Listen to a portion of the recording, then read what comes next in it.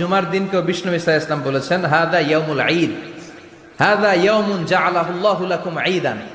তাবারানীর হাদিস। বিষ্ণু বলেছেন এটা এমন দিন যে দিনটাকে আল্লাহ তাআলা তোমাদের জন্য ঈদের দিন হিসেবে ঘোষণা দিয়েছেন। পড়েন আলহামদুলিল্লাহ। আল্লাহ তাআলার একটা বৈশিষ্ট্য হচ্ছে সুন্নাতুল্লাহি ফিত তাফদীল।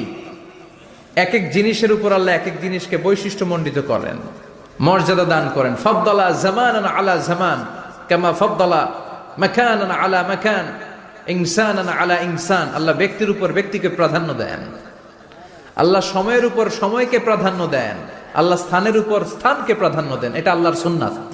এটা আল্লাহর কি সুন্নাতুল্লাহি ফিত তাফদীল।